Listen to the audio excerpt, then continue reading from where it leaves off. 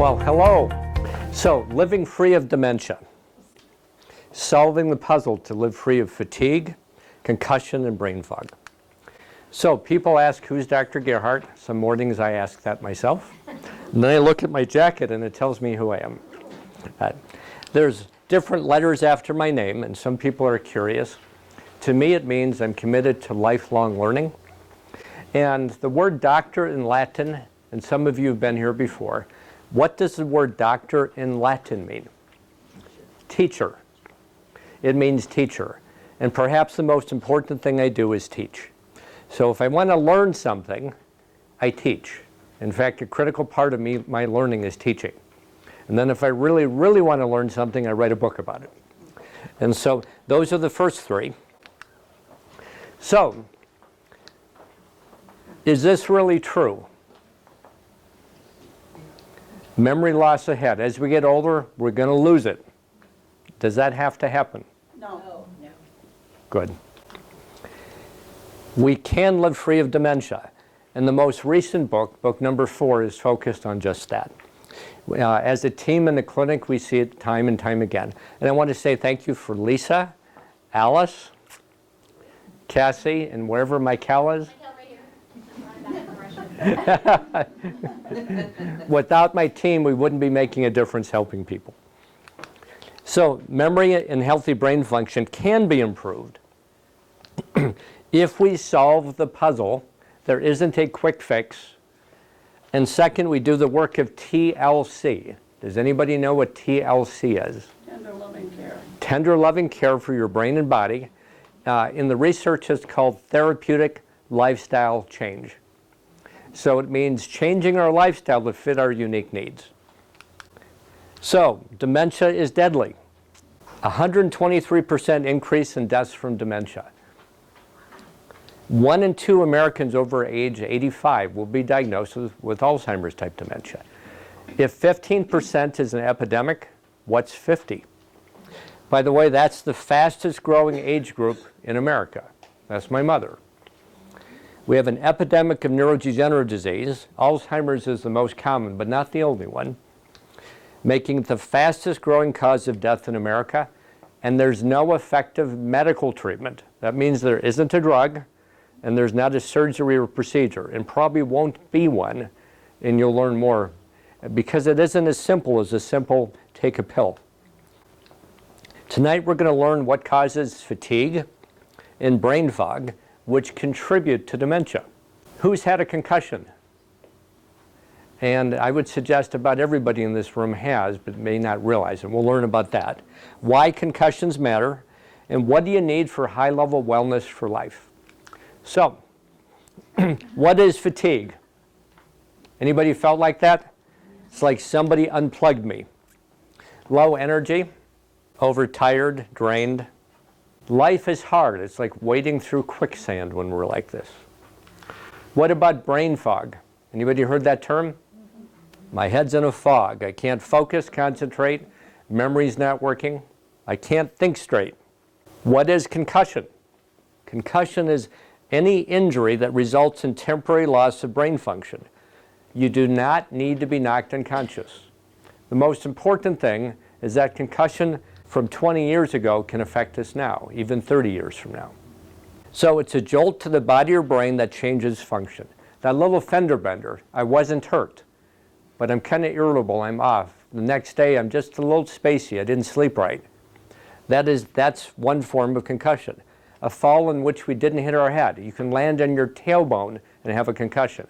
You can be a soldier 100 yards from a blast. The blast wave hits your vest, compresses, creating a hydraulic shock, going up, the brain's bounced around, and you have concussion. That's what concussion looks like. You notice this, the University of California's Neuroscience Research Department did a brain model, the consistency of actual brain tissue. It's kind of like Jell-O. Do you notice he's not striking the head very hard? It doesn't take much to jolt our brain around. Our brain is very soft, and that hard bony case has sharp ridges on the inside. And so there's many ways for the brain to be hurt. What's interesting is you can have a small fender bender, like in pool, the cue ball hits the next ball, like that, that's what hurts us. That's sudden acceleration or deceleration. So you can have a bigger accident in which the cars crumble, less injury, and those small ones can hurt us too. What are the symptoms? Classic brain fog, fatigue. I'm tired, anxiety, I'm irritable, I'm out of sorts. My memory is off, my balance is off. That's a very important one. And the effects can cascade in the brain and show up, the research says, up to 30 years later. I have a documented case of somebody, their problems showed up 40 years after 2 major accidents.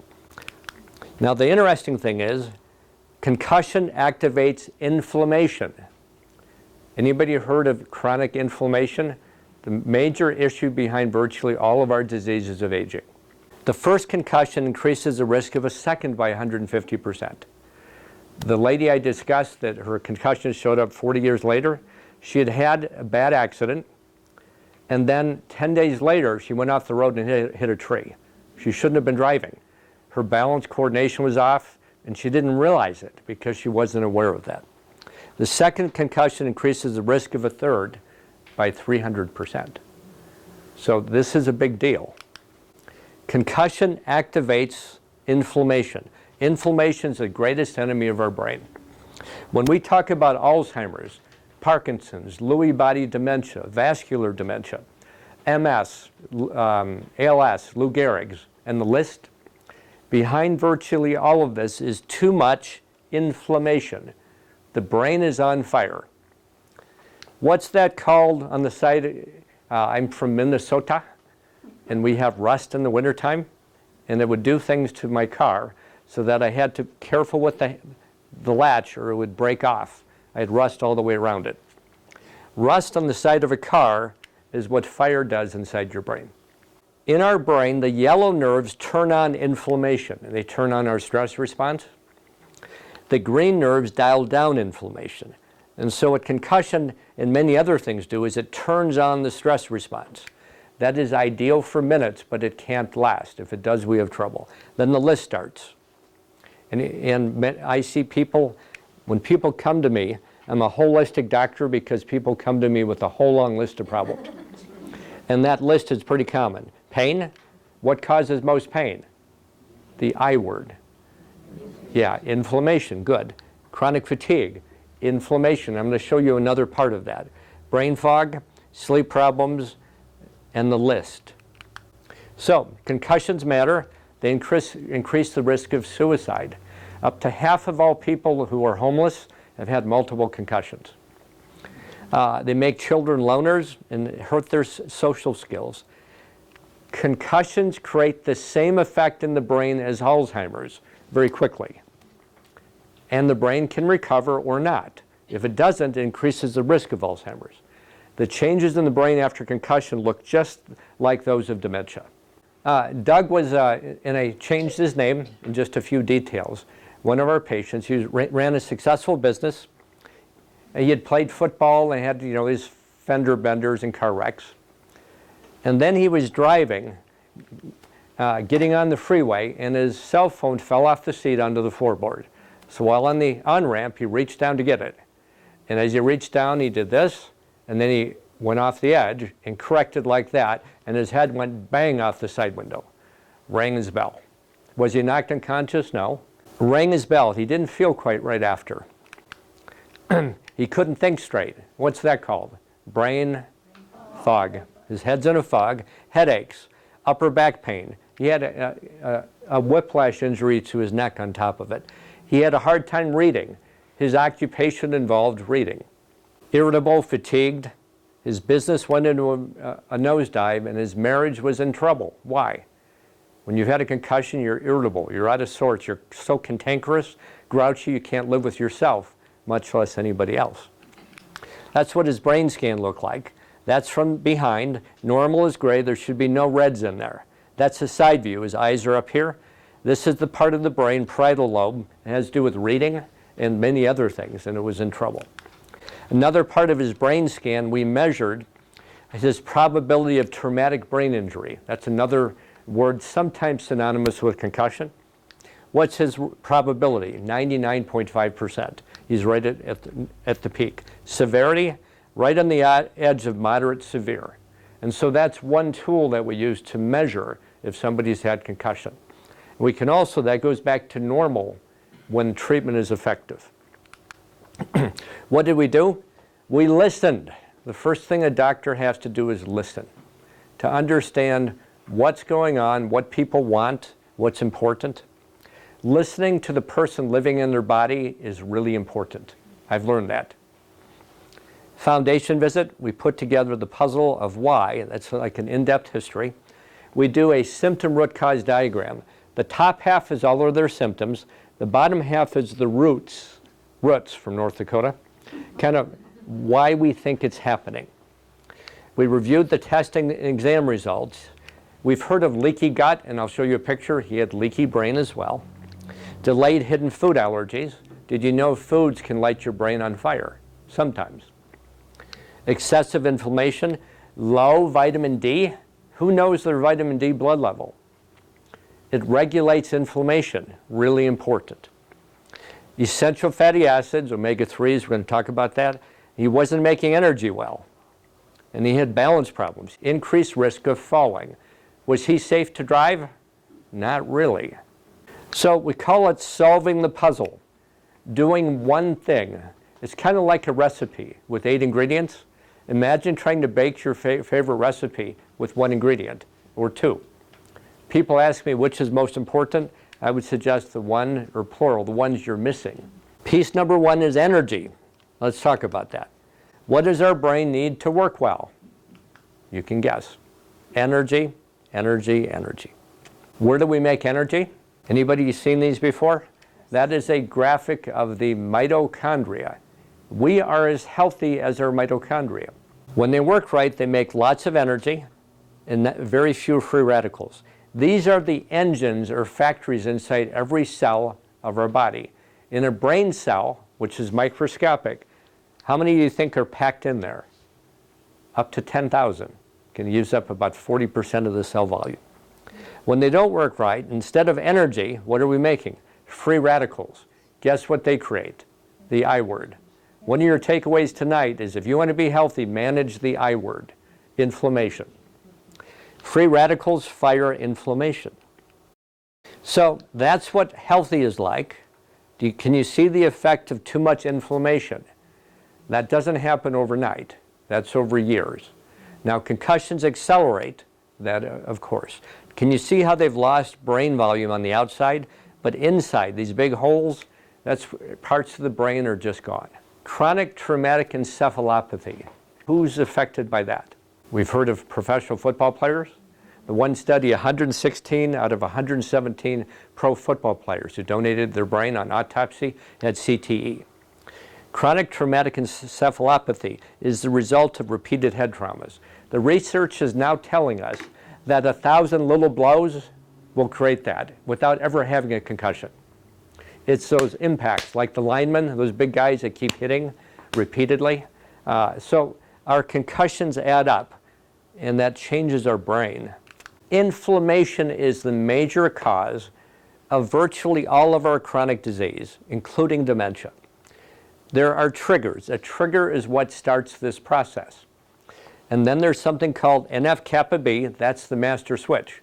When that switch is on, inflammation, like a gas fireplace, fires on, except it's in your brain. That turns on genetic switches that turn on a bunch of switches, and these, when we use Advil, when we use Tylenol, Celebrex, these kinds of, we're affecting different parts down here. And then it creates trouble, like inflammation, pain, insulin resistance. Insulin resistance creates type 3 diabetes, and that's strongly linked to what disease? Alzheimer's, sometimes called diabetes of the brain. One of the best things you can do to keep your brain happy is keep your blood sugar and insulin happy. And I'll have a slide on that later. So what are some of the triggers? Stress. Now stress is not just my wife hitting me over the head with a frying pan because she's upset. Not that I haven't deserved it, but she's patient. Leaky gut, but stress is also internal. If we have chronic pain, if we have gut problems, if we have a sprained ankle that's never been healed properly. They can all contribute to internal stress. If we don't sleep, leaky gut, infection, allergens, sugars. Sugar is like pouring gasoline on the fire of inflammation. And we're going to talk about bad fats, talked about poor sleep, and injury. Concussion is important. So remember our mitochondria? What can help turn off inflammation? Anybody recognize that? It's called photobiomodulation. It's one of the most researched of our therapies. It means using photons of light to modulate or balance. And we can actually turn off inflammation, and it's been shown to reverse inflammation in the brain and brain degeneration. What's amazing to me, the laser dials almost switches off NF-kappa B, but remember, we need some inflammation. What does inflammation do that's good for us? It helps us with infection and break down old parts so we can replace them. So we need some. Think of it as a fireplace. You have a fireplace in the kitchen of an old farmhouse. You need a fire. But if the fire gets too big, what happens? Then you burn the farmhouse down. So we need some, not too much. So photobiomodulation balances that inflammation. It dials down the genes. It turns off the switches. Something else that does it is down here. Anybody heard of vagal stimulation, the vagus nerve? We'll talk more about that. Vagus stimulation also reduces that inflammation switch. Wellness is balance. That's what we're looking for, not too much. What amazes me, and I document in the 4th book, and in the research for the book, I was shocked. Photobiomodulation, also known as the low-level laser, healing lasers. We're not talking lasers that cut steel. We're talking health-promoting lasers that are completely painless and create no heat. They reverse every phase of the Alzheimer's neurodegenerative process. That's amazing stuff. Not only that, the research is clear. When we've done clinically about 6 of these treatment sessions, it protects the brain against injury, against concussion, against stroke. We protect the brain when we do this stuff. These are powerful therapies. That's what one of the therapy units look like, and yes, there's a version for dogs. And I treat our dogs. And I'm guessing some people in here love dogs. This is awesome with dogs. That's me using it. I'm treating the prefrontal cortex, first brain, and what am I treating here? Second brain, and we'll talk about that. And then that is a home unit, and I use that daily, called the V-Light. It's an inexpensive home laser, and when you're treating in the nose, you're treating the capillaries through which your bloodstream flows completely every 5 minutes. So in a 25-minute treatment, I've treated my entire blood supply 5 times. That affects the whole body. That is an awesome therapy. List price on that. We don't sell them. We refer people to the site. With the discount code, it's $360. That's an investment in brain health. And you can use that to treat other locations as well. Did you know that infection in your mouth can create heart disease and also amyloid beta and leaky blood-brain barrier? That an infection in the mouth or sinuses, chronic infection, increases the risk of dementia. Anybody want to answer why? Why would infection, and I'm not talking about you're on fire with infection, you have a fever of 103. I'm talking about chronic low-grade infection you may not be aware of. It's a simmering fire. What does it do? What does it increase? Infection is a trigger for the I word. Very good. Inflammation. You're making me feel good as a teacher. Thank you. That's our newest antibacterial, antimicrobial. That means viruses and yeast and other things. That's a laser that is really nice for treating infection. I've been using lasers clinically since 2002. And I have some people collect stamps or coins, I collect lasers. My wife calls them expensive toys. I can tell you I've never used a laser like this before. Combines the violet 405 nanometer with the red 635, and there's a synergy in that combination. Remarkable. This is one of the tools that is bad for bacteria and viruses and biofilms, but safe for humans. So we use that with chronic infection. You can use it with the teeth, nail infections used with gut infections, brain infections, that's a big one, sinus infections as well. And then we often use biocidin, which is another biofilm disruptor. It's a synergistic blend of 17 different herbs and essential oils. And it's been around 30 years. It's the most effective I've ever used in that category. So, what about COVID-19? Anybody heard of that? That means CO is coronavirus. And by the way, that's one version creates the common cold. Coronavirus, infectious disease number 19. First thing to keep in mind is 80.9% of these infections are mild, 13.8% severe, that's significant, and 4.7% critical. Death rate 2.3%, which is significant because the flu is what? 0.1%. This is 20 times more of an issue. 14.8% over age 80 though, for a death rate. And by the way, it drops down to 0.4% for those under 40. Why is it that some people get really sick and even die, and many people don't? It's mild. Their immune system. Their immune system, yes. Are we hearing about that? If you're dealing with something like this, what do you want to take care of? Your immune system. Remember SARS, severe acute respiratory syndrome? That had a fatality rate of 10%. That's almost 5 times higher than our COVID-19. So we've been through things worse. Flu fatality rate, as I mentioned, is just 0.1%. So the real issue is keep your immune system strong. At the end of the presentation, I added 3 slides. And so if you like our slides, there's a sign up, and we'll send them to you. I did 3 slides of all of our immune protocols, things you can do to keep your immune system strong. That's not my presentation tonight, but I added that in. So the next question is, we're talking about brain health. How's my brain? Would you like to know? Some people know, I get it. It's been said that the longest river in Africa is not denial.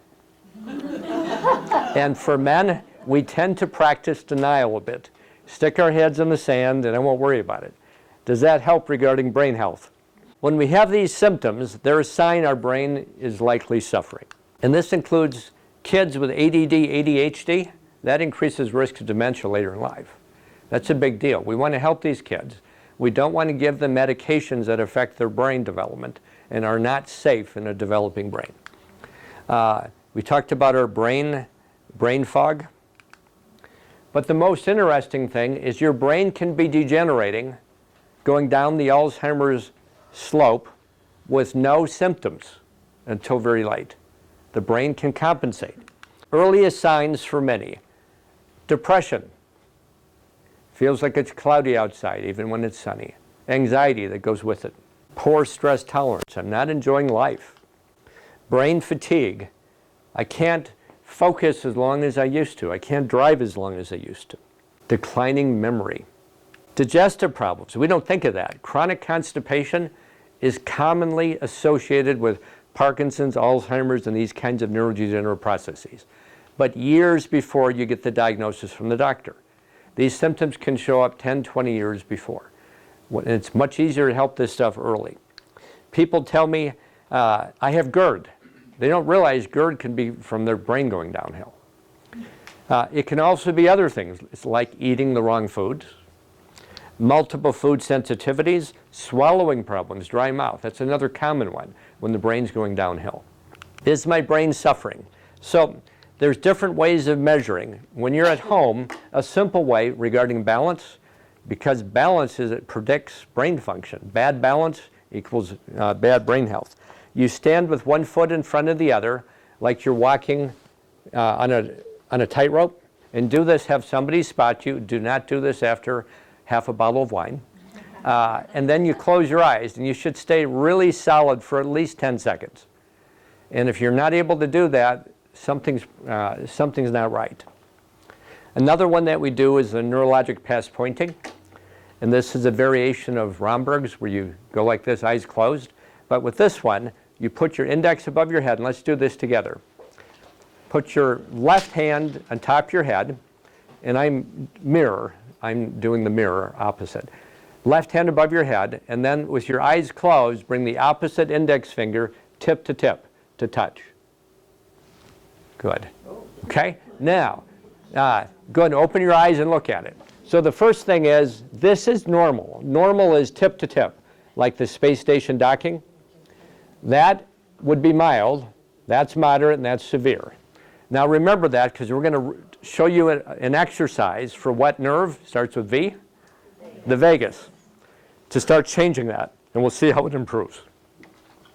Balance testing, the better your balance, the better your ability to think. Poor balance is linked to dementia. But the other thing is poor balance increases risk of what? Falling. Top cause of serious injury over age 50 is falling. And if you fall and you create a concussion, what does that do? It makes it even worse. Now we accelerate, we get a snowball effect on the brain going downhill. Balance is really important. Neurocognitive assessment. We can measure memory against what's normal. We can measure brain processing speed. This tells me if somebody's safe to drive. This person would not be safe to drive. Normal is in the bright green, at least this would be like an A or a B in school. This would be a C to a C minus, and this would be failing. Even one X in the bright colors is trouble. That's a big deal. What makes my day is when we see people improve. People that go from here to all greens, and one of the examples in the class I teach, a lady with Alzheimer's, vascular dementia, the worst type, and Parkinson's, all three. She went from at least that bad, she's all up here now. And I'm 2 years into the care process, she's still there. She fell off the wagon before Christmas for a month. You know, the tremor came back.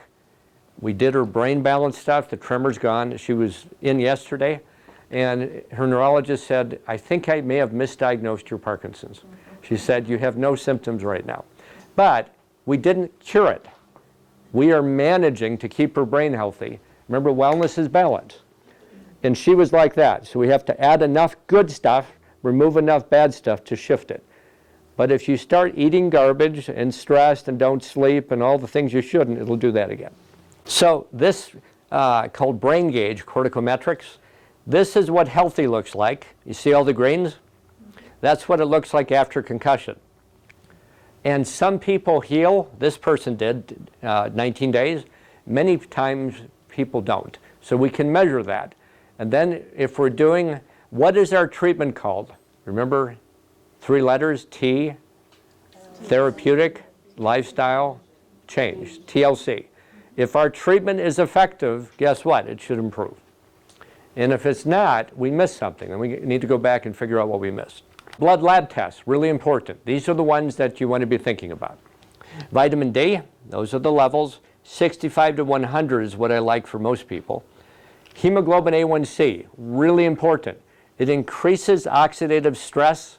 Remember, promoting inflammation up to 5,000% when it's elevated. This is a big deal. We want as close to 5 or lower is better. Fasting insulin. If we have a high fasting insulin, that is what kind of diabetes? Type 3. High blood sugar is type 2. High insulin is type 3. And often there's linkages. CRP is a measure for inflammation. We like it less than 0.5. I have patients that start at a 12. Their whole body and brain are on fire. Homocysteine, less than 7. As it goes above 7, the brain begins to shrink. Homocysteine is strongly linked with brain degeneration and brain shrinking. Another blood test, and this is one of the newest ones available. I love this one. We're measuring 40 different antibodies in the blood to things affecting the brain. So we're looking at demyelinization. Anybody know what that disease is? MS. You can see it 10, 15 years early sometimes. Blood-brain barrier disruption. Leaky gut, this is leaky brain. Neuromuscular, brain autoimmunity. So what's an autoimmune disease that we can think of? Arthritis, Arthur, right? Our immune system is attacking us. Lupus, scleroderma. But dementia often has an autoimmune component to it. If we have positives here in brain autoimmunity, we're going down that road. And then, remember we said the I word, inflammation? Look at all the markers we're measuring for brain inflammation. Now, out of 40 markers, this patient has 6 that are positive. What's significant is they have infection, 2 markers in infection, human herpes virus number 6, and their 7 was borderline, strongly linked with Alzheimer's, the frontal lobe. That virus likes to settle in the frontal lobe. And then herpes simplex virus number 1, like the cold sore virus, also strongly linked with Alzheimer's. So that patient is working really hard on their lifestyle, but they're having issues because chronic infection has been going on and they didn't realize it.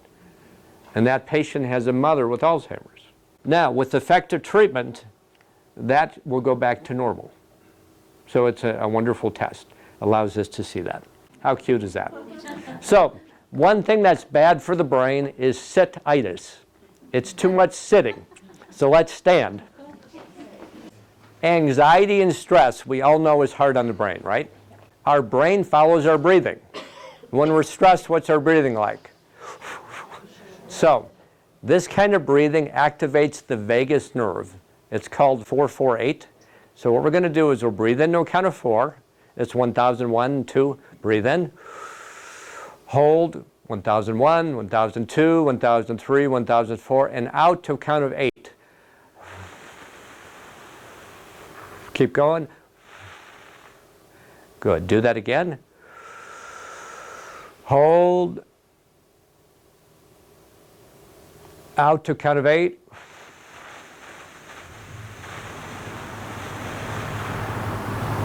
Last time, breathe in.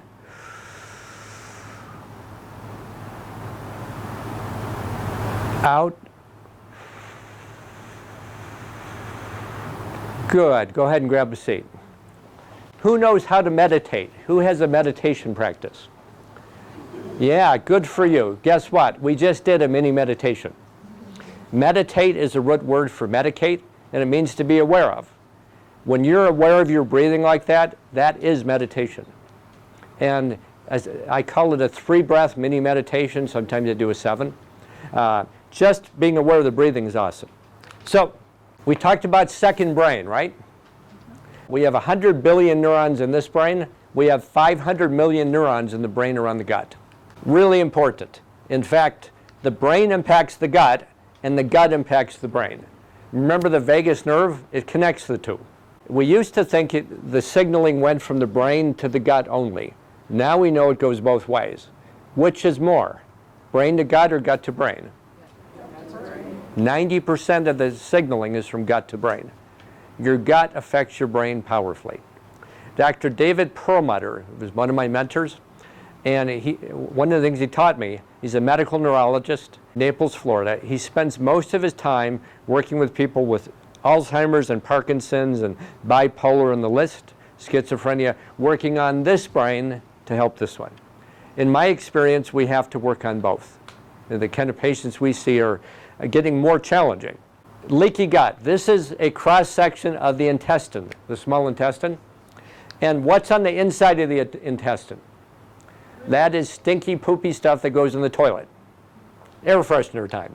You see the blood vessels? What separates stinky, poopy stuff from your bloodstream? 1 cell layer thick, the thickness of your eyelid. That's it. So when we make poor eating choices, if we decide to do things that are just hard on the gut, and most of us know what they are, we damage that. Now it's called leaky gut, and we leak toxins, bacteria, undigested food particles right into the bloodstream. What do you think that creates? Anybody want to think the I word? Inflammation. And that inflames what? The gut and the brain. When leaky gut develops, leaky brain develops. Now, what do we know always happens after concussion? Leaky gut within 90 minutes and leaky brain within 90 minutes. And the immune system goes tilt into autoimmune attack. And so that's an important part of why concussion creates so many brain problems. So diseases linked to leaky gut. Wow, does any of that? Chronic fatigue. What about obesity? We don't think of that.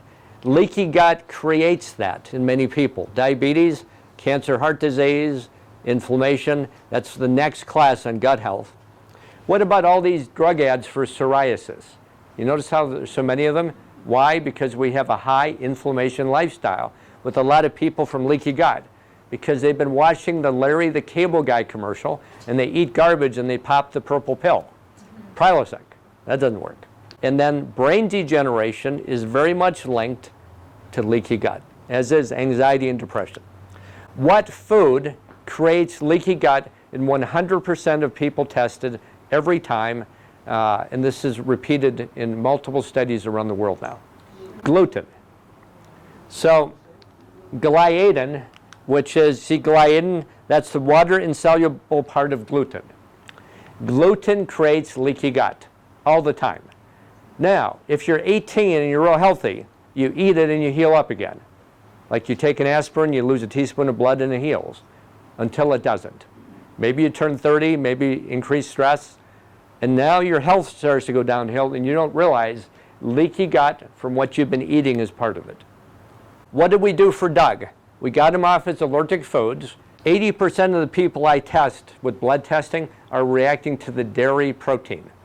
And in general, it's highly inflammatory. We got him off gluten and dairy. We started the phase 1 30-day supplement program. We did some brain balancing treatments. Remember the lasers we talked about? We did that to help his brain recover from concussion. We did what's called energy medicine.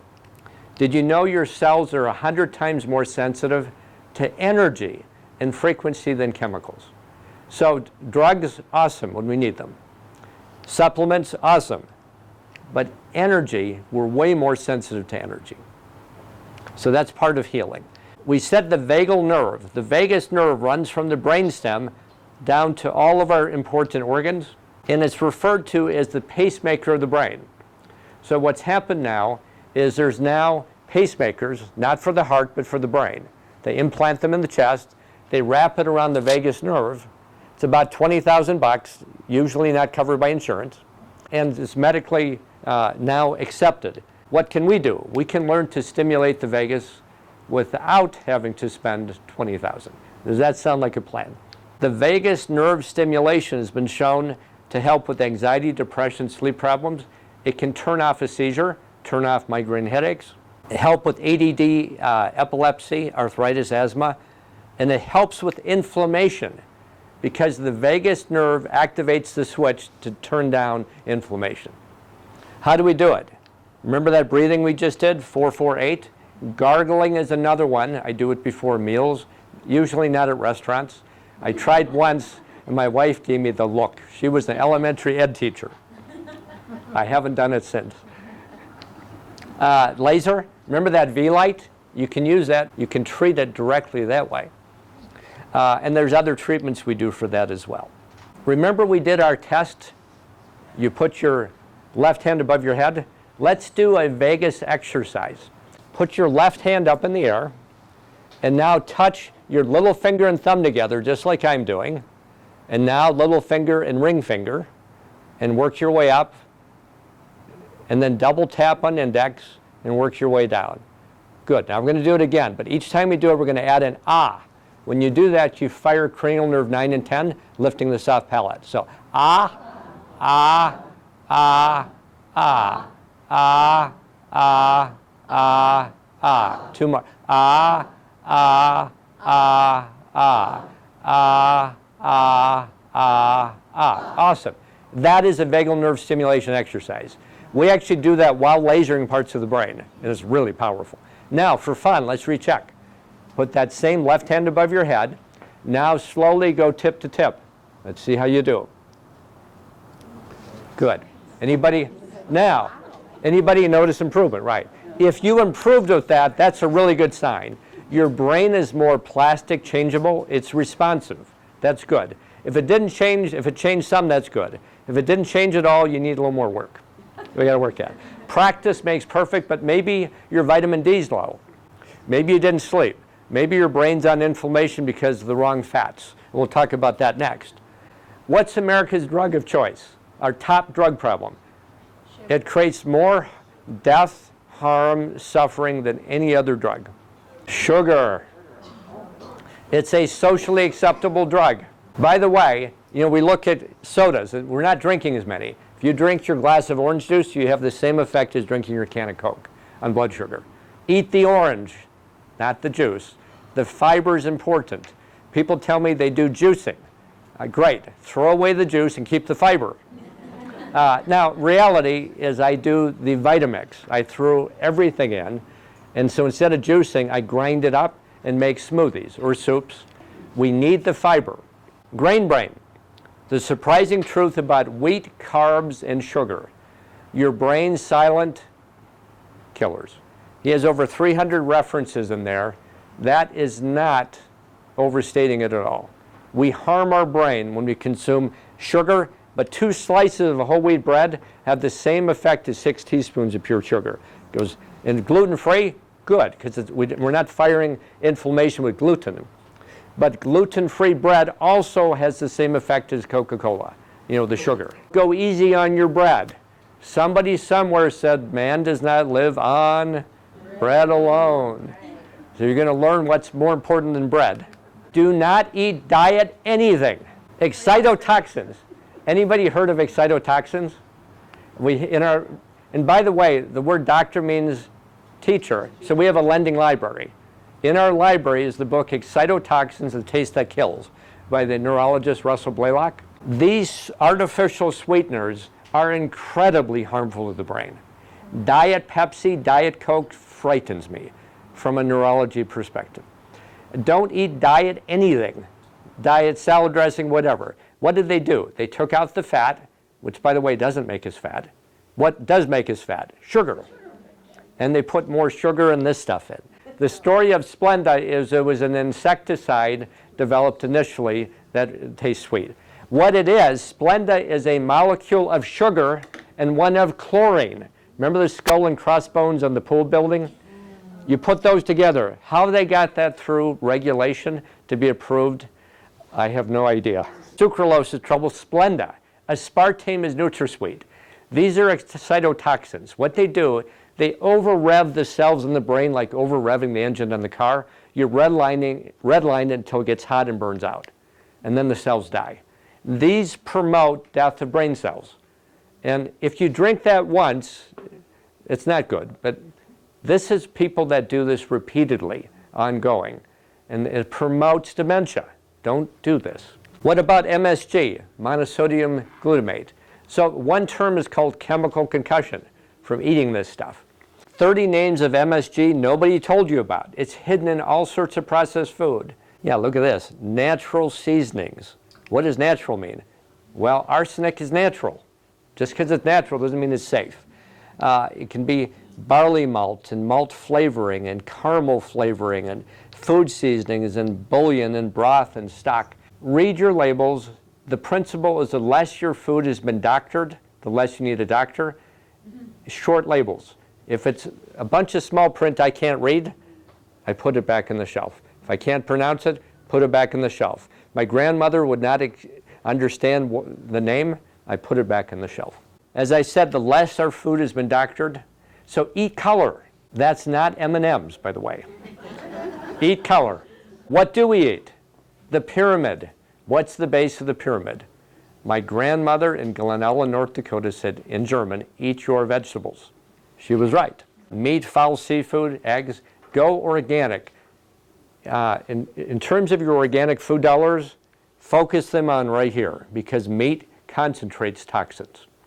And for fish, do wild caught because farm-raised fish is fed what? Soybeans and corn and treated with Roundup? Yes. Bad stuff. Yes, thank you. Healthy fats. The brain is the fattest organ in the body at about 60%. We need healthy fats. Nuts and seeds. What are some examples of healthy nuts and seeds? Pecans, Brazil, almonds. What about chia seeds? Yeah, chia seeds. What about hemp seed? What about flax seeds? Those are also really good ones. And then oils. We've been told animal fat is bad. We've been told red meat is bad. Grass-fed beef is a health food. It's high in the EPA DHA, like fish oil, from grass. Corn-fed beef from a feedlot is terrible. Where's fruit? Is that the biggest part or the smallest part? Sometimes we are fruitaholics. And fruit is fructose, fruit sugar, and that feeds inflammation if it's too much. So keep it small, eat more vegetables and fruit. And then if you're going to eat fruit, which fruits are the most brain healthy? Berries. Berries. What kind of berries? Wild blueberries are a superfood. Now, if you are going to eat strawberries, make sure they're organic because they tend to be the top 10 high pesticides. Berries are the best. Anybody heard of our fatty acid balance? One of the most important reasons why we have an epidemic of Alzheimer's, Parkinson's, vascular dementia, Lewy body, and the list. Why neurodegeneration? The ratio of omega-6 to omega-3, and we're going to talk about those, but the omega-6 would be like corn oil, soybean oil, cottonseed oil, and sunflower oil are the worst of them. They're in our cheap vegetable oils. The ratio of those to omega-3s, what are those? They come from grass, like grass-fed beef. They come from fish, EPA, DHA. The ratio for prehistoric humans was about 1 to 1. By the turn of the century, in 1900, it was 4 to 1. We had more risk for inflammation. That's not good. 400% worse. What is it now? 25 to 1. Is it a reason why everybody's on fire with inflammation? Chronic disease is rampant. Neurodegeneration is rampant. This is a big deal. Our vegetable oil went from 2 pounds per year in 1909. We're 25 pounds a year of the wrong oils. Do you think that makes a difference? So the oils that get us in trouble are right here. Peanut, I don't like for other reasons, and canola has its own problems. When you get the slides, you'll see sunflower's the worst of it. Corn, soybean are really bad, and so is cottonseed. The high blue is the ones we want to avoid.